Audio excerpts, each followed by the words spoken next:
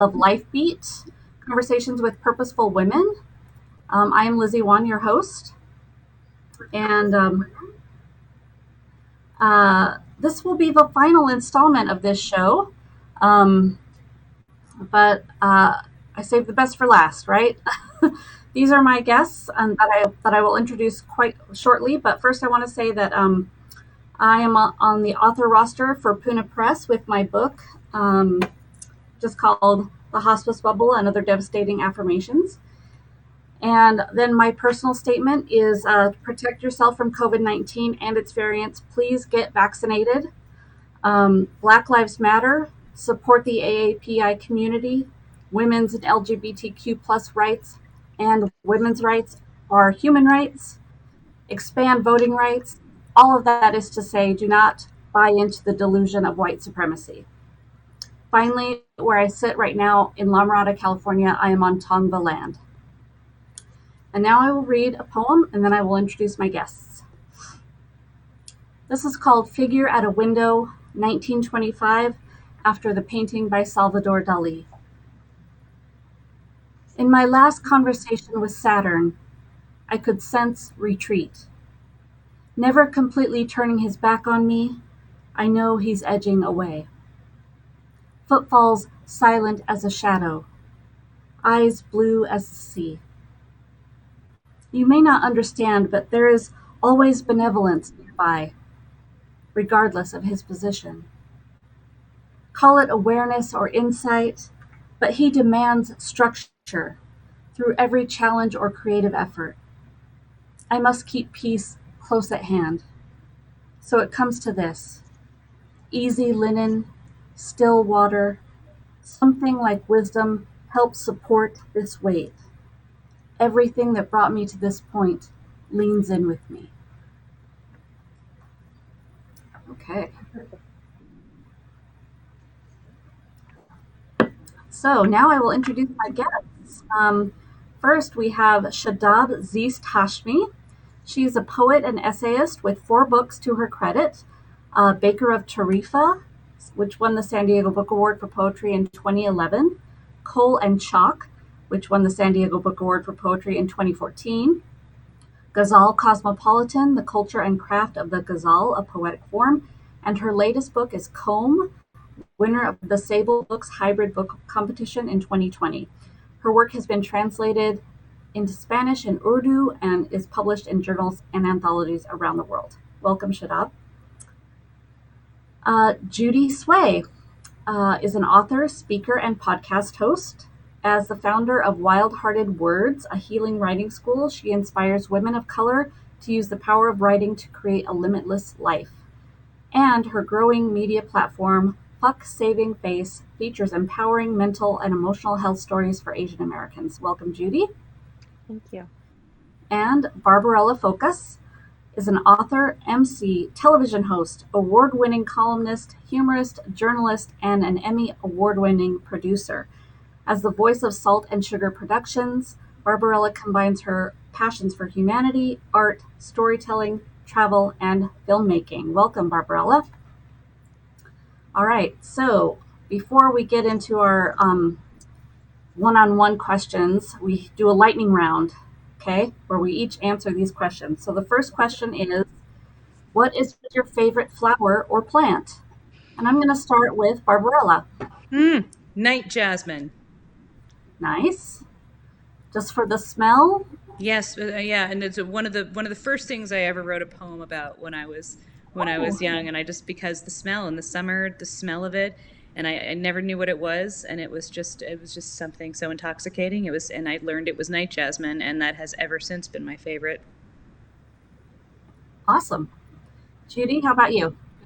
I'm gonna say lilies. I think that they're absolutely beautiful, and the smell of them, they last forever. I used to have a yoga company, and I called it Hawk and Lily for the balance of the strength and the beauty. Oh, very nice. Okay, and Shadab, how about you? There's a long list of flowers I love, but I love there's a kind of narcissus. It's called nargis, and I've only seen it in Pakistan, but I think it's a South Asia version of the narcissus. It's got a lovely smell. It's very subtle, and it's a summer flower. Very nice. I'm going to answer, and I actually have a new plant called a string of pearls. It's a little succulent with little, and they look like little strings of pearls. It's also called a rosary plant, but they're just little balls of greenery. I just love it so much. Look it up. String of pearls. Okay, next question. We'll start with you, Shadab. If you could instantly become an expert in something, what would it be? Ooh, okay. Again, long list, but I really very interested in nutrition and health now over the past few years, and that's what I would choose. I would become a nutritionist. Okay, great. Judy, how about you? I would say cryptocurrency. I feel like Oh, there's a that's huge learning curve with it.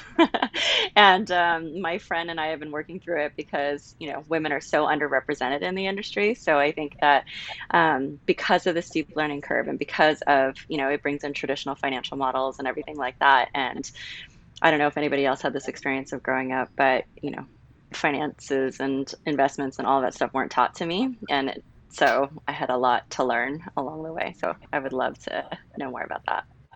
That's a really good one. I saw a commercial for it the other day, and I'm like, I'm seeing more commercials for that, so maybe I should figure out what's going on there. Good one. Okay, how about you, Barbarella? I think the first thing that came to mind when you said instant expert in anything was languages. I want to be able to understand and speak all the languages. And if I was All the languages. an expert linguist, maybe I could, parse it and communicate with more people. Nice. Mine is much more frivolous. I would want to be an expert singer. So there you go. All right, and last question. We'll start with Judy on this one. As a child, what did you want to be when you grew up? Oh, for sure, an actress. I was like in all the school plays.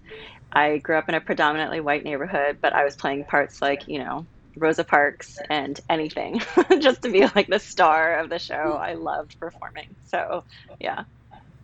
Okay. How about you, Barb?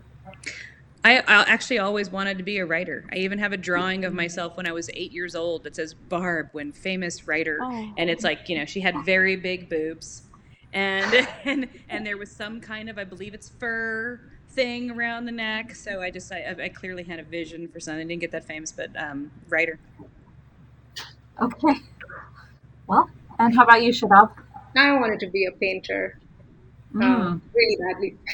I gave up because it was so hard.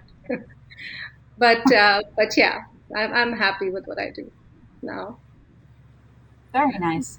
I remember when I was a kid, I wanted to be a florist. I don't know. I I've don't know never why. heard that. I've never heard a child. Have you ever asked a child, so what do you want to be? Hey, little Lizzie, what do you want? Oh, florist. I don't even think I knew that word. Okay, that's great. Yep, I did. I Uh, don't know why. My that's so mom can confirm. chat. Okay. I can't chat back. Let me see. Um, Let me just give me 1 second and I'll try to see what's going on in the chat so I can try to um, respond. Frodo Frost says it's an awesome picture. I don't know who that is. Frodo is the name of my niece's dog. So I'm guessing, and the picture is the Okay, one that would be my sister Jane, who probably is familiar with the drawing that is now framed and hung in the house, and was like, but my crude sketch of me with big boobs.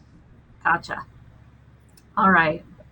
All right, so now we'll get to the one-on-one, and I'm going to start with you, Shadab, if that's okay.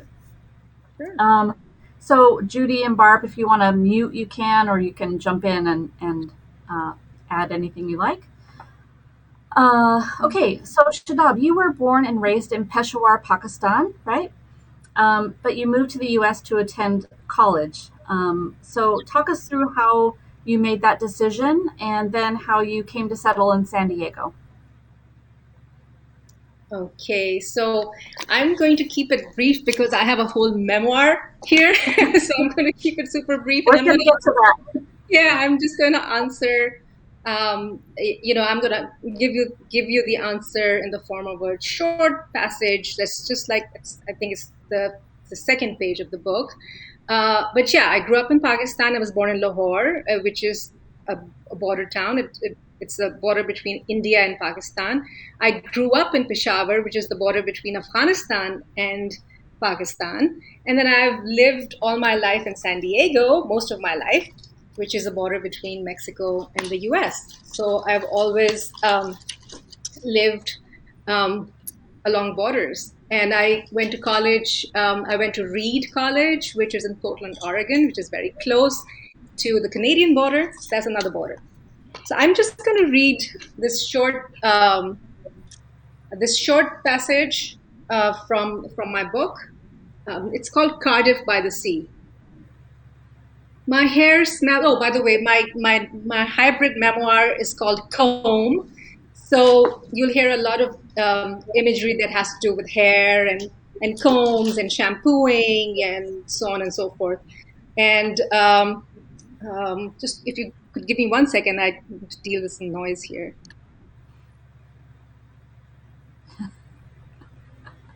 Sorry about that. That's okay. Okay. So, Cardiff by the Sea. My hair smells of seaweed. Wave after opalescent wave, my feet are boring through drenched Pacific sand, molding it into two shapeless urns. I have the sudden urge to dislodge and run away. Neither the ocean's unreeling nor its refrain of explosions will resolve. I am 23, just married, bewildered at being suddenly halved and doubled. The ocean shimmers like so much spilled soda, as a poet once said. Who am I in this land of abundance? A beachcomber may find in my shin-deep urns what I haven't found, my essence. In essence, I may be a languid flamingo, an ancient copper samovar, a flautist's breath, an elk draped with an heirloom sari, a cobalt and yellow balustrade, a trapeze rope, a turtle singing to 7 generations of offspring, a spindle whirl wound with miles of ikat silk, a diacritic stroke on a Sufi's coffee-stained page. Wait. Don't wait. There will be no occasion to explore my essence. Many years from now, while presenting at a literature festival in North Carolina, someone will ask me about how or how much I share my spiritual quest in my work. My answer, is there a choice but to write in empire's language, language in which I'm forever a lurking shadow? One can only write about God if one comes to own words. From the cusp dividing countries and tongues, and from the cusp of divided selves, I write. So, is that good for an answer? Yes.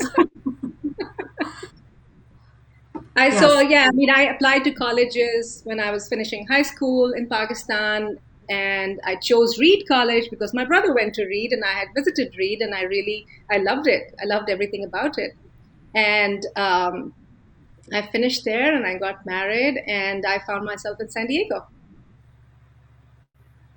That's awesome. Thank you so much. So let's move on to talking about your memoir. Comb. It came out in 2020, right? In November.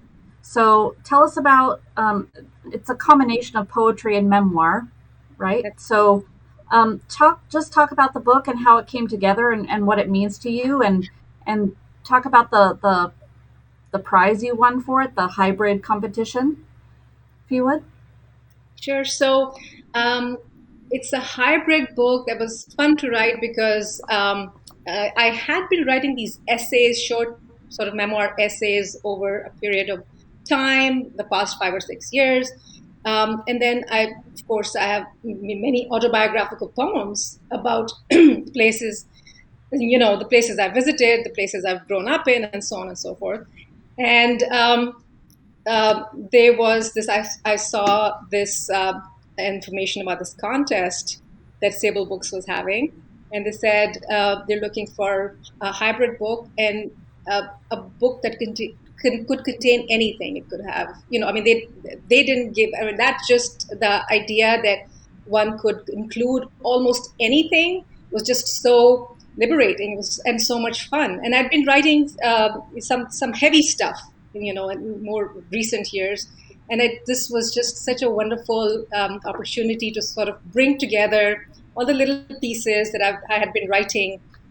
And then I asked an artist later, once the manuscript was accepted, to send me some art. There's a UK-based artist called Salma Ahmad Collar, and I really admire her work, and she sent some art. So now the book has photos, art, lists, short poems and fragments, visual poems, and some poems written in forms like pantoums and ghazals and so on.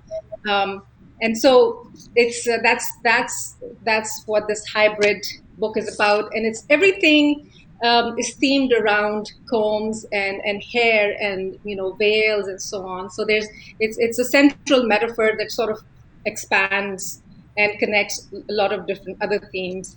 Part of the book is just memories of childhood, just simple, which is the part that I loved writing the most, because it was so simple, and it was very joyful to revisit, especially at my age when I've raised my kids, and I'm finally having the opportunity to think about my own growth as a person and as a writer.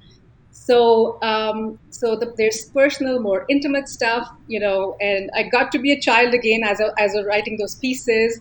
I talk about my nightmares as a child. I talk about, just the smallest things, just like small joys, and fears. And then much of the book is really sort of like reflection on empire, because Peshawar, the city that I grew up in, is sort of at the cusp of East and West. It's the doorway to South Asia and the East. So the Khyber Pass was where Alexander the Great came through when he conquered parts of India, and over thousands of years, people have sort of conquered from the east to the west. It's the threshold. I call it the threshold between the east and west. And so I grew up at the time of the Soviet war in Afghanistan, and I grew up in Pakistan, which was not directly affected, but seeing refugees was part of my experience as a child. And it was a very difficult experience. It was very difficult to articulate at that age how it felt to see people who were, suffering in so many ways. And so I talk about the political history, the geopolitical history of that area, and I talk about, since I write mainly as a poet, not as a scholar or a historian, I focus more on the human toll this whole thing took. So this is back in the 80s when I was growing up. The Soviet war was happening. And then I also talk about the recent wars in that area. And then raising Muslim children in the US as a young mother, as a young writer, and just dealing with, seeing that whole region in the news again, and seeing all that, just brought back a lot of very difficult memories. So I write about those things as well.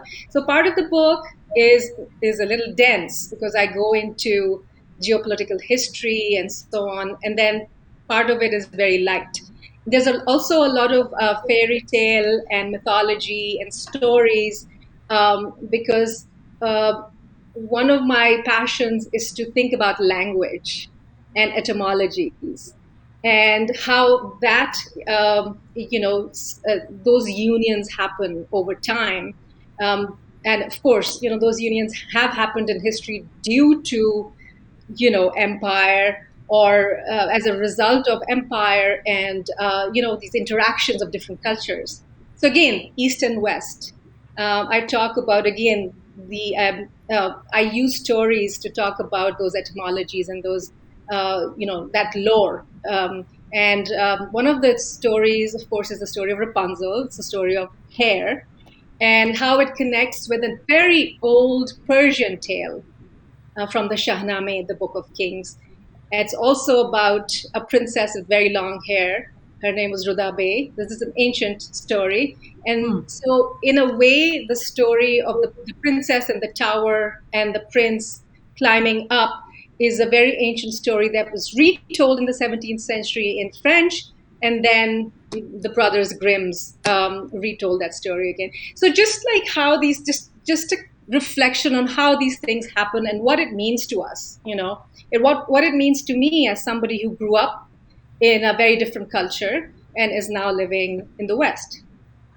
Right. Plus, it's also a little bit of education, right? Because a lot of people probably don't know that there was a story much, much older than the Brothers Grimm that they kind of took it from, So that's your book sounds amazing and just so rich, full of so much. I'm really looking forward. I'm going to get it from you. Thank you.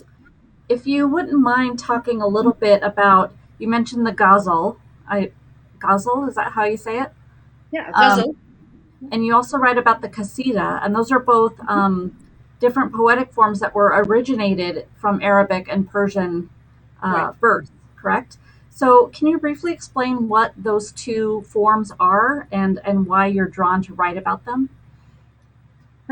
So the ghazal is a very popular South Asian form today, but it's also very popular. It's still a very popular Persian form. But the original ghazal came from Arabic in the 6th century, before Arabic was a written language. And it was a romantic ode that was part of the longer qasida poem. So the qasida is actually the mother, and the ghazal is really a little baby. It's a section in the qasida that was a romantic ode. And the qasida is the oldest kind of form of poetry in Arabic, and it was passed down through the oral tradition. And it's a travel poem, it's a journey poem. So these caravans would travel, and each caravan would have a poet. The Arabs are very proud of their poets. And all day when the caravan would travel in the desert, the poet would compose a poem that for the consumption of the clan, the tribe, in the evening, at night. So in the desert, under the stars, everybody would camp, and then the poet would recite this long poem that had sort of predetermined segments with themes that were predetermined. So there was one that was the romantic ode, and then there was one that sort of praised and raised the morale of the tribe, that, the desert is very harsh, but we can do it. It's kind of like a morale boosting thing. Then there was a humorous piece, and some of it was like making fun of other tribes and so on. So it was basically like nightly entertainment by these poets. And the thing that I find remarkable is that each line rhymed. There was such a rhyme-rich language that the whole poem was monorhymed, 50 lines or more. So the minimum length of lines was 50, and it could be longer. So the ghazal basically freed itself from the qasida and became a thing of its own. And the central theme of the ghazal is the beloved, because the caravan poets would lament how the beloved's caravan is hard to follow. He keeps following the beloved's caravan, and she's elusive. She's never seen, and so on. So it's basically sort of longing for the absent beloved. That's the central theme of the ghazal. But the ghazal then moved into Persian, and the Persian, because the Persians, when they absorbed the ghazal form, this is when Islam moved out of Arabia and moved into Spain and Europe, North Africa, and Persia. The Persians had no use for like a desert poem, so they created their own type of qasida. And their qasidas had to do with seasons, because they love flowers. So their qasidas had to do with just praising the seasons and the flowers and so on. And but the Persians took the ghazal form and took it to the next level. So it was not a mono-rhyme poem anymore. It had couplets. And that's what I write about. I write about the ingenious design of the ghazal. Each couplet has its own theme. It has its own tone, its own emotional tone, its own sort of universe. And there's a hinge, just like in a sonnet, you have that hinge, the volta, where that change transformation takes place. Except in the ghazal, it happens every time there's a couplet. So there's it's a string of couplets, and each there's a turn within the couplet with each couplet. So the beauty, again, I like to see how, what does it mean in spirit? And to me, what it means in spirit is that this is why my book is called Ghazal Cosmopolitan. And the spirit of the ghazal to me is this sort of idea that you can have that independent sort of individual place, in this world, this precious life that we have. But at the same time, there is a way that you sort of harmonize with the rest of the whole. So you're part, and how do you find yourself sort of harmonizing with the whole? So the ghazal does this through sound. Each couplet has the same radif or refrain. So it's like a song with a refrain, except in a song you would have the whole theme, like one theme. But in a ghazal, you can have a different theme. You can have a different mood. You can have a humorous couplet or a romantic couplet. You can have sort of a couplet that is reflective. People talk about politics. Some of the most famous Urdu poets have written political ghazals that have become very popular. So again, to me, the ghazal it's very interesting how it's a very ancient form, but it lends itself to a very modern way of thinking, which is that we can be individuals, we can have our sort of, our sovereignty as, thinking, feeling human beings, and form our own ideas. But we can also sort of recognize and honor the relationship that we have with the rest of wherever we are, the rest of the culture or multiple cultures, wherever we find ourselves. So it's that, it's that spirit that I praise in my book. But then I also talk about the Urdu language, which is a hybrid, and it's made up of Old Turkish, Sanskrit, Arabic, and Persian, lots of different languages. Again, I tried to see in the spirit, it developed over the past 200 or 300 years. It's a very new language, but it has etymologies that recall, Europe, Latin, and even, languages and Germanic languages and Latinate languages, as well as, the Hebraic, Arabic, Persian, all these other languages, all these language groups. It's kind of, it's a child with many parents. And I love that because, again, it's just made up of all these parts, and it has to honor, just by virtue of speaking the language, we honor so many different roots, so many different cultures. So it's a contrary gift because it's a gift of empire. And empire, as we know, is has had some brutal effects on human civilization. But at the same time, there is something to be gained from, having a common language. Wow, that was fascinating. Oh my goodness. I could talk for the whole hour with you, but unfortunately I have to move on. But thank you so much, Shadab, for reading and for your book and for all the education you just laid down on us. I really appreciate it. I'm recommending that book for my book club now. I just want a second. Wow. Awesome. Thank you. Thanks. Appreciate that. All right. So I'm going to move on to Judy next. Again, thank you, Shadab. So Judy, hi. First of all, happy early birthday to you.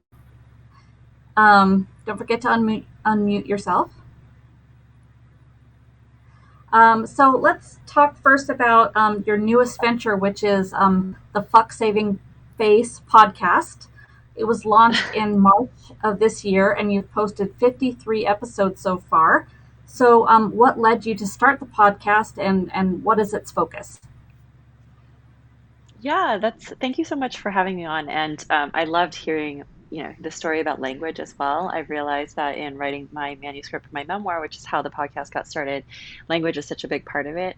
As a writer, every time I would publish articles on Mind Body Green and all these different platforms, I get a lot of readers often telling me that I put into words the things that they were feeling, but they didn't know how to express. So that's such an honor to be able to do that. And then in the book, I'm exploring my relationship with my parents, and they're immigrants who fled China to Taiwan and then from Taiwan came to the US. And just even everyday vernacular and conversations, I don't speak enough fluent Mandarin to be able to truly convey how I feel, and they don't speak fluent enough English. And so, that's one avenue that I realize is a struggle for a lot of people. So it all came about because I attended a writing workshop. I used to work with a mindfulness app. I used to be a yoga teacher and a Reiki practitioner as well. And so I, got connected to an agent at a huge company. And I mentioned that I wanted to publish this memoir about growing up Asian American. And she said, there's definitely something there, but I want to know how it contributes to the greater conversation. And this was before all of the hate crimes happened against Asian Americans. And so I didn't really have an answer to her question. And so I started interviewing a lot of other Asian Americans. And as I started hearing their stories, I just thought about my 20 years of editorial experience and wanting to bring these interviews to light so that other people could hear these stories as well and then feel less alone in what they were going through, and to really destigmatize mental and emotional health. I think that in Asian cultures, especially, you save face. So you don't talk about taboo subjects. You definitely don't talk about money, and you don't talk about sex, and you don't talk about relationships. And so everyone's super stressed out trying to perform to perfection when in actuality, the way that they're feeling is anything but. So, the podcast came about so that, on Mondays, I would share a personal memoir based kind of essay to really build the platform and just keep refining my craft in publishing the book. And then on Wednesday, it elaborates on that theme and it interviews an expert who kind of talks about it and goes deeper. And then on Friday, there's a mindfulness practice so that we can tie it all together and people can just have an opportunity, just a space to breathe and then explore their own journey to self mastery. Because the way that I'm going to hopefully achieve some sort of enlightenment is not going to be the way that somebody else is. And, I really wanted to normalize that journey and just remove the shame. And I feel like one of my superpowers has always been very authentic and open sharing. And so I've been able to build these really remarkable connections through that. But I don't think that that's something that's innate in everyone. And it's not something that's very much taught. I know like being authentic is a huge word in marketing and branding now, which is great. All these brands are moving towards more transparency, but I think we still have a long way to go to, really value mental and emotional health above the image that we see in social media, which I think exacerbates everything as well, because there's this, everyone's comparing their insides based on someone else's outsides, and their outsides aren't even exactly the way that they're living their lives. One of my friends had said recently, I think she's a therapist as well. Or I think my friend who said it to me is a therapist. And she said, I always have this theory that when people post more on social media, their actual lives are actually like doing less than great. Mm, And they're trying to like compensate in the difference. yeah, I think that's definitely true. Um, Thank you for sharing. I've listened to a couple episodes, and they're super enlightening and Thank you. really expose you to people that you may not know about. So I really appreciate that.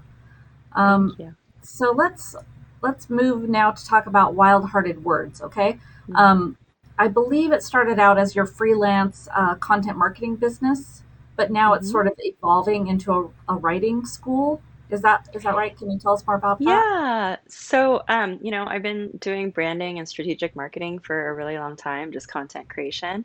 And I realized that as more projects were coming in, I wanted to move away from doing that. And I wanted to really, honor and value the craft of writing. And so I started bringing in junior copywriters that I could mentor to develop their craft and really develop their voice.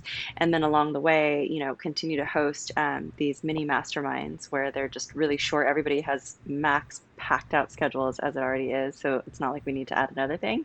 But just really starting to give people the opportunity to realize how powerful you are and being able to express yourself, how powerful you are and being able to gain clarity on what it is that you really want and to be able to manifest that and experience and express that out into the world. And then just to hone the craft of, I think because we live in a digital age, it's so easy to send short messages, short text messages, and just the craft of writing is less, practice. I mean, who does longhand writing anymore unless you're just journaling for yourself? Me. So I think that, oh, I think it's amazing that you do that. But yeah, just reminding people of like, how valuable it is. And I think that there's such relief when you're able to finally have the words to express what it is that you're feeling, and so that someone else can truly see you and accept you and, validate the experience. I interviewed someone recently who she's a therapist who works with the Red Cross, and she was saying that when she goes into trauma-based situations, so let's say there's someone who's been through a hurricane or a tornado and everything that they have has just been completely demolished, you don't go in there offering mental health services and saying like, okay, like how are you feeling? What is it that's going on in your psyche? Instead, you just do a very simple thing of, can I get you a bottle of water and can I get you somewhere to sit? And so that's like the first foray into them finally just having a moment to exhale and to process through the things that they're going through. And I think that writing is such a beautiful, wonderful opportunity if you can make it a safe space for someone to just start entering into that journey within themselves. Awesome. I love it. Love this work you're doing. Um, Thank you. so you mentioned you're writing a memoir, but you also have a book coming out in October Yes. from Ulysses Press, which is, I think, an imprint of Simon and Schuster, right? And it's Yeah. called Yeah. The Little Book of Tibetan Rites and Rituals. So, what can you hmm tell us about that and how it came to be? Yeah, I mean, that's super exciting because it kind of brings in a lot of my Eastern spirituality that I grew up with. My family of origin, grew up Buddhist for the most part. And since then, my mom's explored Christianity. There have been different faiths, but I just remember going to the Buddhist temple when I was growing up and just it feeling so lovely, like just such a sweet, sacred space. And I liked that there weren't it wasn't like this sense of you have to believe this or you have to believe that, but here are tools for you to really explore your own path towards enlightenment and whatever it is that you need in this lifetime. So the book came about because there was a call for authors who would be interested in the subject. And so I, with my yoga background as well and my mindfulness practices, it was just totally in line. And so I submitted my, application for it, and then ended up working with a publishing house. And it's been such a wonderful journey to kind of dive into a lot more Eastern spirituality that I didn't even know growing up. And just to kind of bring, this awareness of there is this practice of these five rights that are supposed to keep you youthful and healthy and from a mental, emotional, energetic standpoint.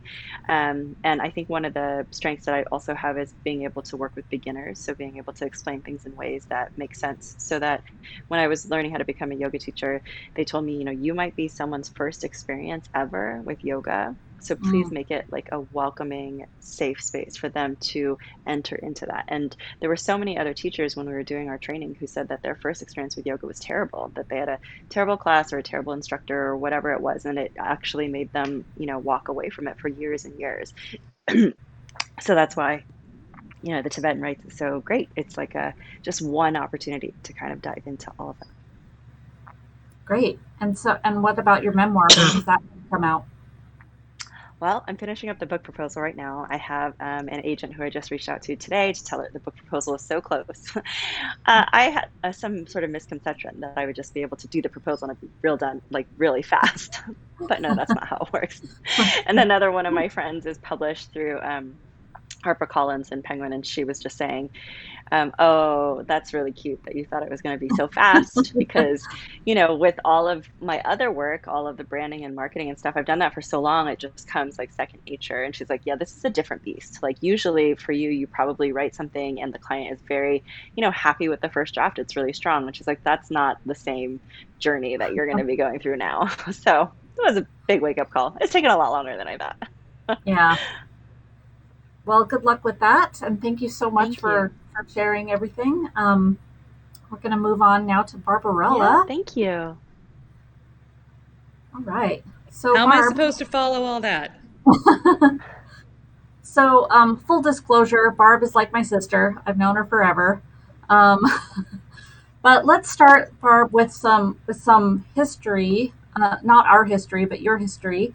In 2004, you became a regular columnist for the San Diego Reader with your Diary of a Diva column, which you wrote for 12 years for the Reader. So that's a long time. And then you published a book of the same name, compiled from the essays you wrote. So talk a little bit about that time in your life, and because that's really when you became a Sandy Blick figure, right? People began to know Barbarella, you get recognized in the store and all that stuff. So tell us about that. It was fun and weird. Just about, I mean, and it's interesting because similar to sort of what Shadab was saying earlier too. Like I wrote about my life, right? But it was much more surface. It's a Diary of a Diva was just sort of observations and feelings of like a 20-something going into a 30-something and sort of growing up. So my early columns were very in your face, very sort of, bitchy. Like it's like, here I am, and all of your rules Deal with it. Yeah, deal with it. But no, it was really amazing, and actually, you are like Lizzie's our fifth sister.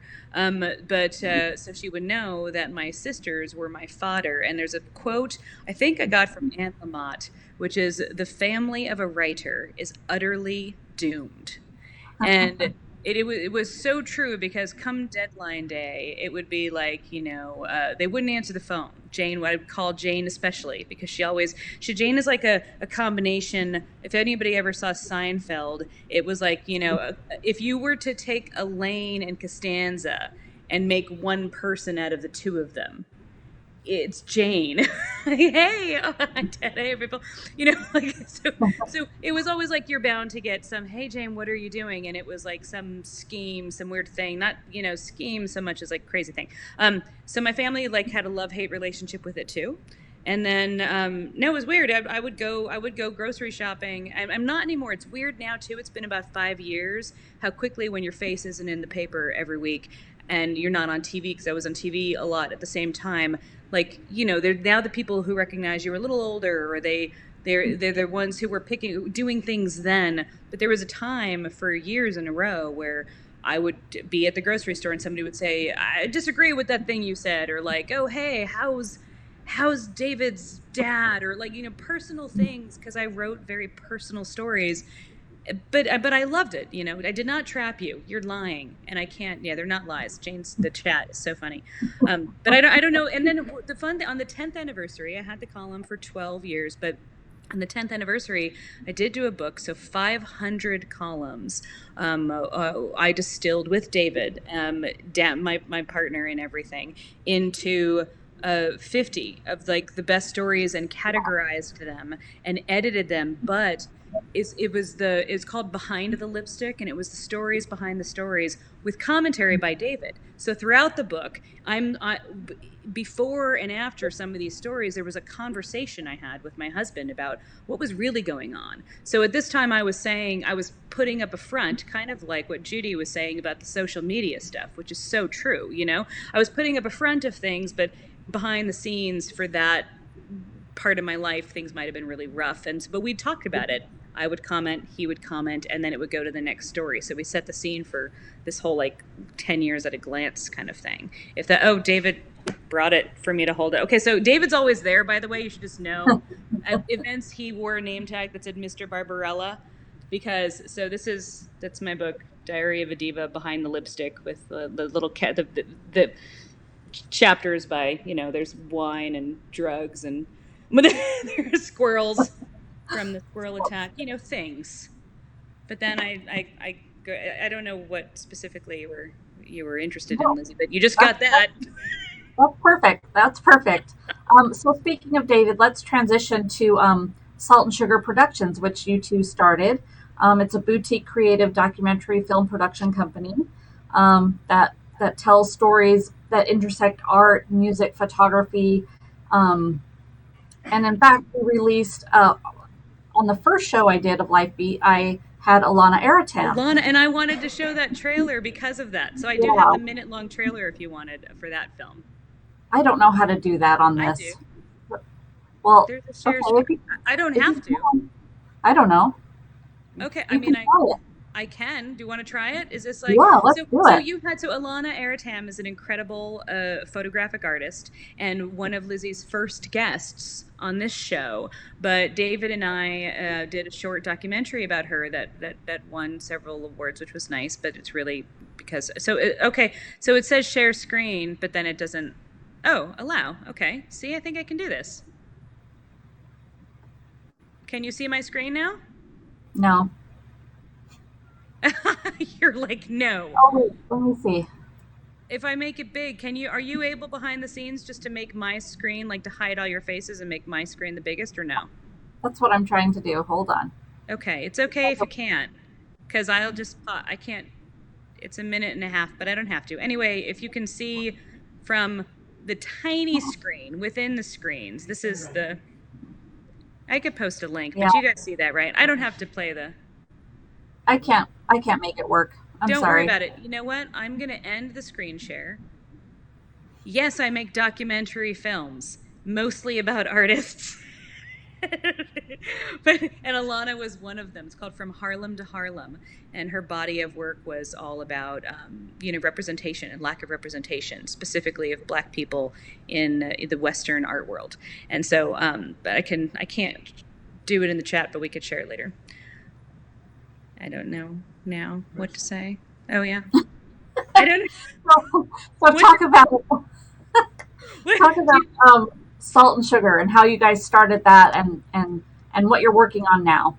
Yes, thank you, Lizzie. Okay, so Salt and Sugar production. So David and I actually, from doing my writing, I started doing more media spots. I would go on the local radio in the morning and say, like, what's happening in town and all these things with Barbarella, these different stuff, which got me into doing these segments for NBC, stepping out with Barbarella. And then I got from that involved in a TV show, Art Pulse TV, which was all these mini documentaries. That was what the Emmy was for, about artists in the San Diego region, San Diego and Baja. So it was speaking of border towns, right, where we had featured a lot of artists. After that, we realized we love this, but want to do more long form and really kind of want to get into this. And so we started doing some short films. I know. Sorry, I can't help but see the chat. And then going longer and longer with each one. And Salt and Sugar came because I had PMS, and we were looking for a name for our production company. It was kind of like, we were like, should it be Focus Productions? Because David is a photographic artist by trade. He's davidfocus.net. You can look him up. But that's beautiful. He's everything visual. I am a writer. I am all narrative. And we realized that together we made a really good team for storytelling and filmmaking, because we each had our sort of, this is your area, this is my area, I'm the boss of this, but we work together. So one night with PMS, I was just like, oh my God, I just want salt and sugar at the same time. I need I want a cube of salt and a cube of sugar, just one in my mouth. And David said, that's the name of our company. And so Salt Sugar Productions was born. And when people ask, and they often do, who's salt and who's sugar, I'm like, well, the best answer I got was, I'm sugar on the outside and salt on the inside. And David, salt on the outside, main director, but sugar on the inside. So we're working on our first we've done 2 feature lengths, but we have for the last few years been working on this film about the artist Lou French, who splits his time between the Amazon rainforest. I mean, not the Amazon, the Atlantic rainforest in Brazil. So we were filming there, and Martha's Vineyard. And I couldn't be creative during the pandemic, so we were on hold, but now we're back, and this is actually hopefully going to be done by the end of this year, coming out next year. And we're looking for theater. Like, this is the biggest one we will have done. So please follow along on my website. We'll be making updates there. We cut a short. Actually, the Martha's Vineyard Film Festival came to us when they saw the trailer that we had done, because we had a film there the year before, and said, hey, do you have any footage from that? Because they love things of the island. And we cut a short, and that's the one on my website on the top that I think that Shadab had seen. So anyway, that's awesome. it's fun. So that's great, and I wish you great luck. And so before we end, I want to ask one more question of you, Barb. I noticed that in this pandemic, you have begun making chocolate truffles. Okay, So, like, you can't see. You know what sucks about the screen? Everybody has to go to my Instagram. Okay, apparently I've become a chocolatier. All right, I don't know what happened, but here, I'll make it. I'm gonna make it big. You're gonna have to deal with this. So, like, here is my Thai iced tea. Can you even see it? no. You saw a little. Yeah, Shadab saw it. She could see it. Anyway, if you look at so check out my Instagram. It's Barbarella F. Just my name. So yeah, I'm making chocolates now. Apparently, it's a thing I do. But they're like good. Like, that's Thai iced tea. I did matcha. I have. I can do cocoa butter colors or paint it. I mean, I don't even know what's happening. I don't even cook. I don't cook or clean. That's why I married David. And now I'm doing chocolate. Yeah. So are you gonna like try to sell them or what? No. And it's interesting how often people, it's interesting how capitalism works, right? The first thing people go is like, how are you going to monetize that? And I am loving just doing it for me. It's a source of meditation. And then I do it and I have these beautiful gifts to give. So right now, and I've just been making them in pandemic. I was just my neighbors were very happy. I would leave plates outside the doors because I'm not eating them all because it's too much. When you have it around you all the time, you don't want it. So I have black sesame. I'm just looking at the pictures behind. Check them out. But I am making them and gifting them, and it is a practice, and I'm getting better at it, and I love it. I've had restaurants actually contact me saying they'd be interested in selling local ones in San Diego, which is flattering. But I'm like, that sounds like work, and I have to finish this film. We're a year behind, so how about I make them? But Lizzie, you come to town, I make them for you. All right. Sounds like a deal. Okay. Thank you so much. So the last thing I will ask is I'll ask everyone if there's anything else you'd like to share, any final thing you want to say or promote or anything like that. So let's start with Shadab. I just want to say thank you to you, Lizzie, for bringing us all together. I'm so excited to get to know your work, Barb and Judy. And I want to say congrats to you, Lizzie, on your book. And we haven't read together in a while. We've done several readings in San Diego, but we have post-pandemic. Hopefully, there is a post-pandemic, and I hope that we'll do a reading again. But thank you, and it was so exciting to get to know you and your work. And we'll stay in touch. Yes, This is for really sure. wonderful. Thank you. Thank you so much. How about you, Judy? I echo all of that. I think it's thank you so much for bringing us on. It's been so inspiring to hear all the different stories, and congratulations on your book as well. Yeah, if anybody, I am launching season 2 in September. I already have a bunch of interviews, but I'm really excited to start moving from just representing Asian American voices into moving into like a general conversation to kind of bridge the cultures and the gaps. I've been hearing a lot from different people that the diversity, equity, and inclusion work is very important, but it's not achieving the kind of results that people are looking for. And I think storytelling and being able to really demonstrate someone's humanity is one of the greatest ways that you can start to find that compassion and understanding. So yeah, I look forward to continuing the stories and sharing everyone's stories. And then, wish me luck in the book deal. Awesome. Thank you.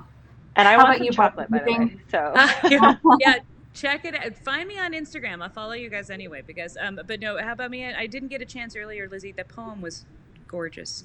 Oh, So I did this, and I've been trying to log in this whole time. I was unable to like chat my thoughts on things. So but absolutely beautiful. And this was an honor. It was an honor to meet you, Shadab and Judy, and I look forward to remaining connected with you and to making well, Judy, you're in San Diego, so and well, yeah. so are you, Shadab. So maybe we just need to do some kind of like come over and pick up chocolate. Yes. First look at it.